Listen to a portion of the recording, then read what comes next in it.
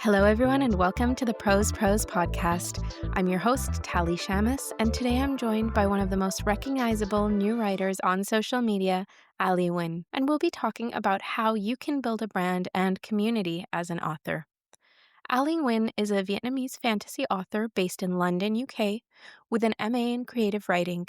She has a deep love for flawed female characters and strange, whimsical worlds. When she's not writing, she's often found making playlists for her books, wandering around museums, or rereading Wuthering Heights for the 100th time. Follow her on social media at Allie Writes a Lot. Allie, thank you so much for joining me here. Thank you for having me. So I'm going to start by asking you broadly about your writing journey. What did that look like for you? So I started out as a fanfic writer. I started writing for the first time when I was a teenage girl, and I was obsessed with One Direction. And naturally, like every other One Direction fan, I was writing Harry Styles fan fiction. And I posted, I posted my fanfic on Wattpad and Tumblr, and one of the fics got quite popular. And I received an anonymous message on Tumblr of this person saying that I feel bad that you update your fic every single week and you do it for free. So do you want to take my money? And so I started charging people's money for bonus chapters and exclusive stuff like that. And then I realized a lot of people subscribed and they were enjoying it. And that was when I realized that this is more than One Direction now. So I really enjoy writing. I So that was the beginning of my love for writing. And I guess the biggest turning point of my writing career was COVID. And I was still in Vietnam at the time. I just graduated from university and I had a business degree. I was looking for a job in marketing, but I struggled with that because nobody was hiring. And I was living with my parents and my brother. And the lockdown in Vietnam was super, super strict.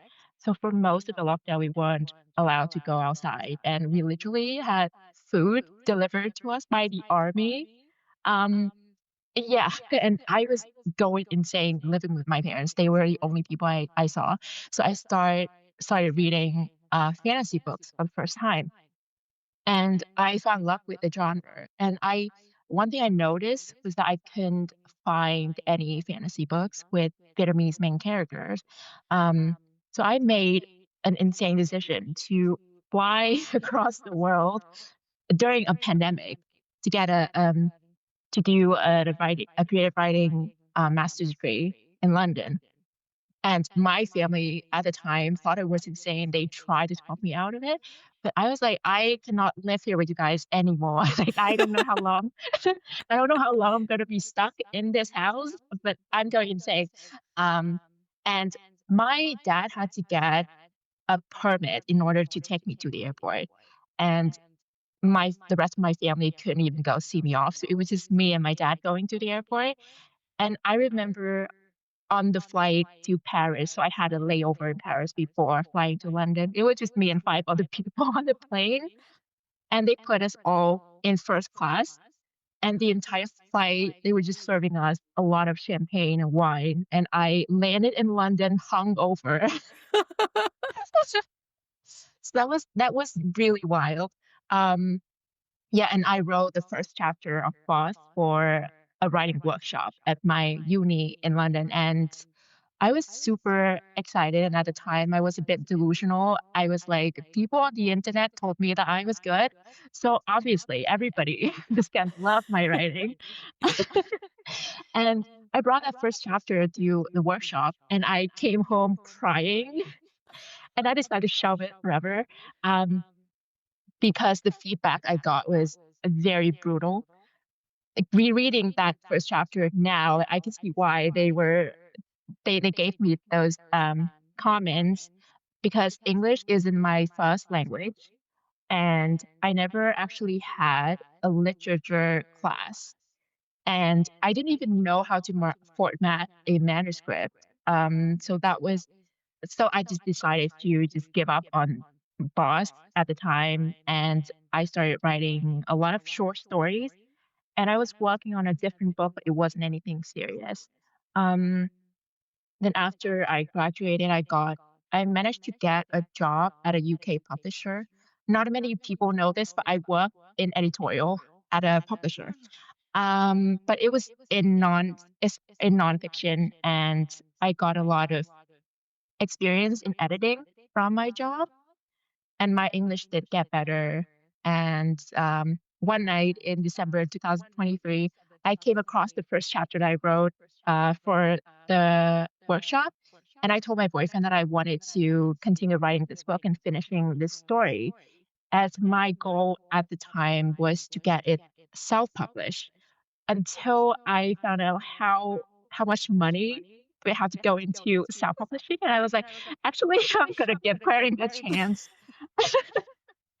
And yeah, and it's a very short journey for on average, but here I am.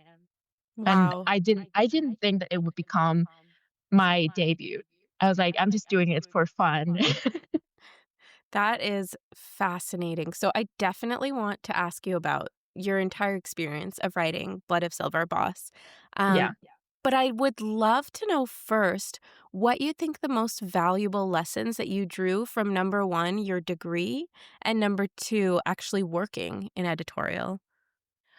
Um, I guess that with I fell in love with writing from fan fiction, but it was my degree that helped me learn how to write well. I'm not saying that people need to take a writing course in order to write well, but for me personally, I think it was very helpful that I did the degree and then I ended up rewriting that first chapter that I got so much hate for. Um, and working in editorial, I work in nonfiction, which is very different, but that did help me learn like the different process of publishing. And to speak with people within the industry, you get like an idea of what they're looking for. So that's also helpful. Mhm. Do you remember when you started re-editing that first chapter, what were some of the mistakes that you made that you could catch now knowing what you know, or back in 2023, I guess? Um, I guess at the time I was used to writing fan fiction, and with fanfic, the readers already love these characters, so you don't need a lot of work on uh, convincing the readers to fall in love with these characters. And when you're writing a novel, you're introducing strangers to these other strangers, and the hard part is to make them fall in love with these characters. So that was something that I had to practice over time with writing short stories and other like side projects. Yeah. And yeah, and I guess my English did improve over time, so that really helps. That's really interesting, though, how storytelling kind of transcends even Yeah, language barriers because, I mean, you can learn a language, but I feel like storytelling is more innate. So, how long did Boss take you to write in total? it took me 6 months to write and about 2 weeks to edit because I edit as I write. So Okay. my first draft isn't actually my first draft. Right. Yeah, no, me, if you read my first draft, you would think, "What are these incoherent ramblings?" So what inspired you? I know you mentioned, there weren't any fantasy books with Vietnamese characters. What inspired your story? So I'm a huge fan of Ghibli and Tim Burton movies, and I want to write a world where it's both with the coziness and whimsy of Ghibli and also the dark vibes of Tim Burton. And I've been told by my editor now that is something you don't see often in the genre, and which really helps Boss stand out. And in the first chapter that I wrote for that workshop, main main character, Allie, he was a typical main male character. So he was brooding, yes, he was brunette and he was grumpy. And I wanted to when was rewriting it, I wanted to do something different because there are so many characters like this already, and I don't think I can add anything interesting to this character type. So I decided to make him blonde and flamboyant, and I gave him a lot of feminine traits and then gave a lot of masculine traits to my main character, Lynn. So this is the book that got you agented. Tell me about Mhm. that. What was querying like? So as I mentioned before, I went into this very very lighthearted. I was like, I'm gonna give myself a deadline of 6 months to get an agent, and if I don't get an agent, I'll save up during that time to self publish because I don't have the patience.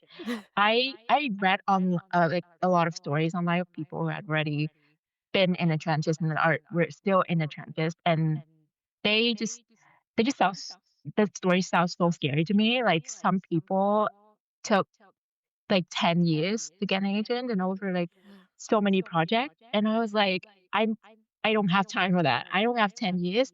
So it's just 6 months for me. But surprisingly I got like 2 months in and it was I remember it was Quest Pick and then my agent just came, across my page on his feed, and then he just reached out to me. And the thing about Arnie is that he would respond to every query within the day. And when I went onto Query Tracker, I had the premium subscription, and it was just like red faces. The entire list was red except for me. And I was like, that is definitely going to be a rejection. But at the time, I was working on a different book, so I had emotionally detached from boss already. So I was like, whatever. If he rejects me, he rejects me. And I remember it's when he was like still considering my manuscript. I posted a tweet that said, I am so in love with my news story and I regret querying boss because I think my news story is better. And he replied to that tweet saying, if your next book is better, I cannot wait to read it. And at the time, I thought that he meant the book now is so bad, send me something else. Oh, no. And I replied to him saying, I'll write faster. And then he replied saying, you don't have to, just check Query Tracker. And that was how I Oh. found out that I got an offer. Oh my goodness. I got shivers. That was So actually so funny. wow. What was the editorial process like after that? So the editorial process with Arnie is a bit weird, but it's not because of him, it's because of me. So when he was I know that he was working on my edit letter and I was on a trip to the Lake District with my boyfriend. And we were on a very beautiful walk through the woods, and as we always do whenever we go on these walks, then we talk about me. Like, I'm very narcissistic in this relationship. We only talk about me. So we were talking about we were talking about my book, and then we came up with this really great idea that would make the book so much better, but it would require like rewriting most of the book. Oh, And wow. so I was still in the woods when I took out my phone and I drafted an email to Ernie and I with bullet points of things I wanted to change. And Ernie being Ernie, he responded almost immediately. And he was like, there's no point for me to make edits on this draft if you're going to rewrite the entire book. But then but he loves the ideas. So he sent me back the manuscript with his line edits. And then I made my own edits on top of that. And I sent it back to him 2 weeks later because like when it comes to editing, I'm super speedy. Yeah. And my agent and my editors are used to it now, but at the beginning they were scared of me. And so I sent that back to him and surprisingly he just approved everything. And so we never actually had uh, a round of developmental edits. But then we had 2 rounds of line edits and then we went on submission around Halloween last year. Your anniversary's coming up. Yeah. So how is submission like? So the strange things about this whole process for me is that everything happened within 2 months. So I was Wow. it was 2 months for me in the trenches to get my first agent offer, and then so we went on submission at the end of October, and then 2 months later in December, we got news that an editor was taking it to acquisitions, and they were Wow. going to make an offer, but then we told them to hold that off because if we nudge other editors before the holidays, they were just gonna reject us. For sure. So yeah, and then 2 months later in February, we got the official offer, and when we got news that we were gonna get the first offer, we also got, an R&R from Simon Schuster, my publisher now. And so Annie and I worked on the R&R over the holidays. So my Christmas holiday was just working on edits, and the deadline was supposed to be in February, but it took me like 2 weeks to to, like, make all the changes, and we sent it back right on New Year's Eve. Wow. And my editor told me later on that when she received the R&R from us, she was like, "This like, there's no way she's made all the suggestions that I made in such a short period of time." And she was shocked that I actually did. Wow. Um, yeah, and in February, we got the first official offer and then the offer from Simon Schuster, and there were a lot of back and forth, negotiations and stuff, and then we eventually accepted the offer from Simon Schuster. Wow, well, congratulations. I guess Thank you. 2 is your lucky number now. Yeah. So, when you're editing, I am so amazed by how speedy you are. Are you just super efficient or do you edit 24/7? Like, no sleeping, no eating? A little bit of both. So what my boyfriend is scared of me when I edit because I just log in like that is all I know. And when he tried to come in and talk to me, I would just ignore it. But he told me that you are so scary when you edit. But yeah, I get really fixated on the book, and then I just do like 3 chapters a day, Wow, and yeah. But I don't that's draft incredible. fast. I edit fast, but I don't draft fast. Right, that makes sense because if you're editing while you draft. Yeah. Yeah. So, how about submission in terms of the process? Did you find that you were collaborating a lot with Ernie in terms of coming up with the editors to sub to, or did he take that on, like the pitch and all of that? No, like, I had no idea what the process was like, so it was mainly just Ernie, but he did have a spreadsheet of all, like of the list of the editors with, like, the names of the editors as well, so um, I could I could have stopped them, but I decided not to if I didn't wanna get, like, emotionally attached to them, For sure. and he would update this, spreadsheet, and it felt just like being in the trenches, the query trenches all over again, but this time you cannot tell anybody about it. And so it was really if like I couldn't have survived it without friends in the community. Especially I told my friend Michelle that I was going to give her a shout out. So Michelle is the author of Where the Wicked Lie. I'm not gonna try to say her last name. I don't want to butcher it, but I she is the first person I go to whenever I get like good news or whenever I crash out. So she's always the first person I go to, and she's so amazing and so talented. Um, and yeah, I think it's and um I wouldn't have stayed sane if I weren't working on something else. At the time, I was writing my second book, and I just decided to just leave Boston for Ernie. He can handle the rejections, and I'm just gonna focus on this one. And so it was just very easy for me. That's incredible. And yeah, so you mentioned not kind of being very public about the submission Yeah. process. So I feel like agents fall in two camps. There's one camp who say, post that you're on submission, let editors know so that if they're interested, they can reach out. And others who say, for various reasons, we want to keep this closer to our chest. Is the second camp kind of more the experience you had? Yeah, and I get it because I agree that if you post it, you announce that you're going on submission, then editors could tell that how long your book has been on submission, and if literally like nobody is buying in 6 months, then what's the point of them making a six-figure offer? So that can, in a way, affect the offer that you might get.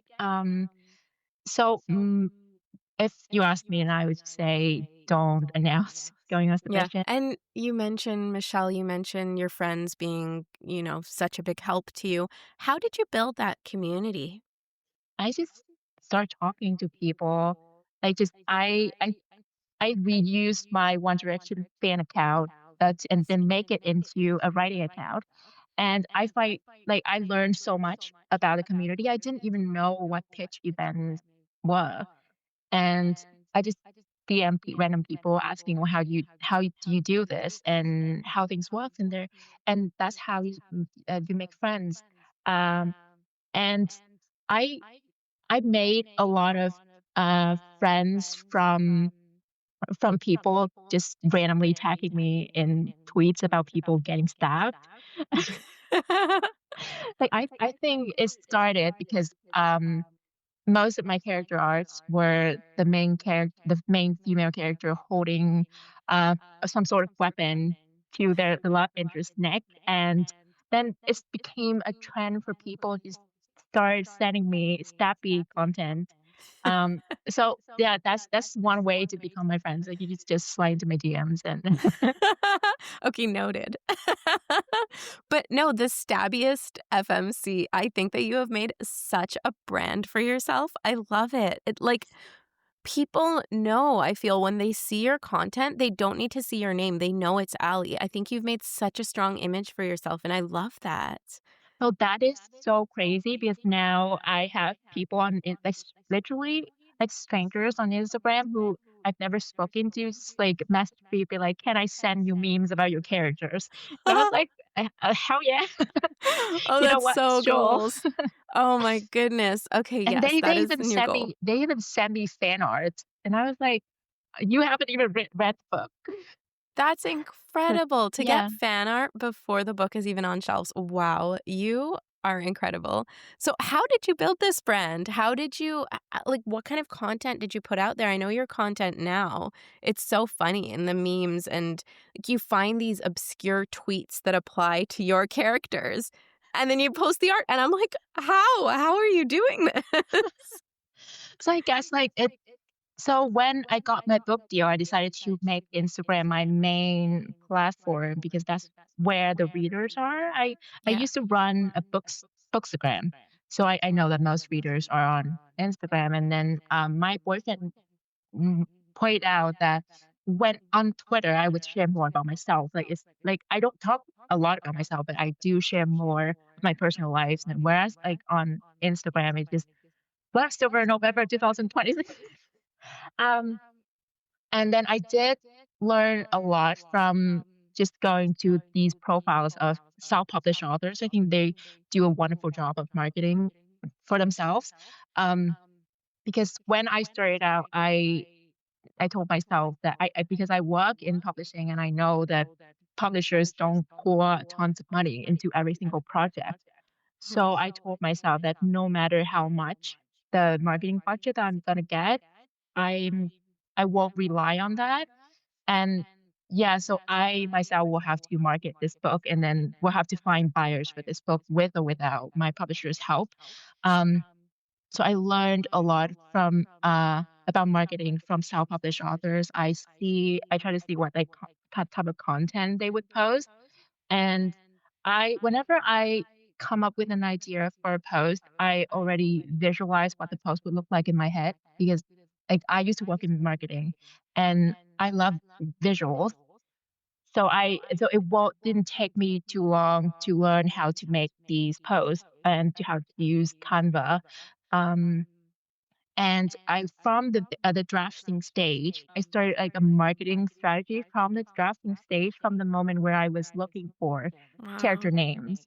So when I was looking for character names, I had to Google them to make sure that when I Google them, the results that came up weren't any popular characters in other existing worlds or franchises. So when this book comes out, you Google Elior Fortinius, you get my Elior and not just some random other blonde guy. And one thing I also noticed from fan art of popular ships from popular books like The Crow Prince, Fourth Wing, Once Upon a Broken Heart is that the character designs of these characters are so unique that when you scroll through this, you if you see the fan art, you know what fandom it is without Yeah. having to read the caption. So that's what I do with my characters. So in every art that I commission, Lynn would wear her very unique dress with a color inspired by the Vietnamese traditional dress, áo dài, and she would always wear silver and dark blue, and Elior would always wear gold and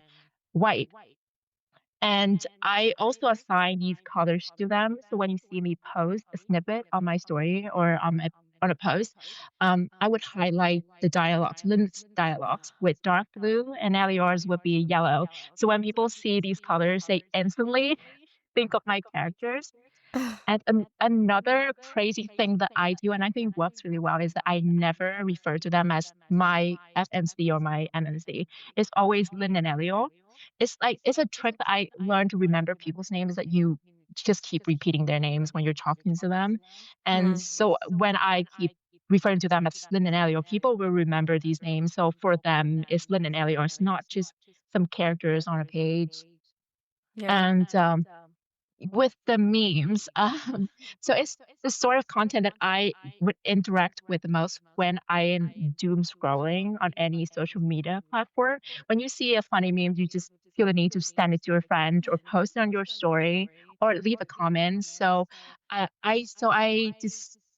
I want to use that for my characters, and it's I want to post something that make people feel the need to interact with it. Yeah. And yeah, so far is working, I guess. This is all so fascinating. I can definitely see the marketing background coming through for sure. Yeah. Now, how has your process evolved? So, you mentioned that you started branding right when you started drafting. So, what did that look like back then versus what it looks like now? Mm, back then, I tried to imagine what it would be like if this book gets big and then has its own fandom, like what I would like to see as the fan. So most this whole process is mostly just me posting whatever I think is cool, like whatever I like. And the people that love these things would have the same, I guess, same sense of humor as me. So it really helps me find the right audience for my book. Um, yeah, and the entire process is just it's just very fun for me because I get to be creative outside of writing the book. And every time, like now, every time I open my DMs, it's like somebody would send me something super unhinged about one of my characters, and it's so fun. It's like us gossiping about these mutual friends. Um, so it feels like I have already have like a small community of people who also love my characters as much as I do.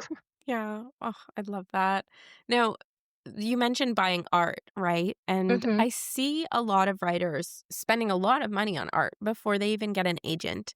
Is that something that you were doing as well, or did you hold off until you had kind of a solid plan? So so I got my first art for Boss. Before I even got an offer, and I was just going to keep that to myself. I already started writing a different book, so I was like, I will commission this art. It's just like something special for me, and I won't post it. And I actually got an agent, and I ended up posting it anyway. But I don't think you actually need character art in order to get a book deal. It's just if you like it, do it. Like, I'm the worst person to ask this question because I would just say, "Yeah, do it." I am I have this toxic habit of, just commissioning new art every time I get a good news. That is why I have so many past art. Oh, so I guess we need to go to the artists to get the spoilers for what's going on in your life. What's she commissioning now? So you're posting on Twitter, you're posting on Instagram. I know you're on Substack as well. Which of these outlets do you think contributes most to kind of building your community, building your brand, or if they contribute in different ways?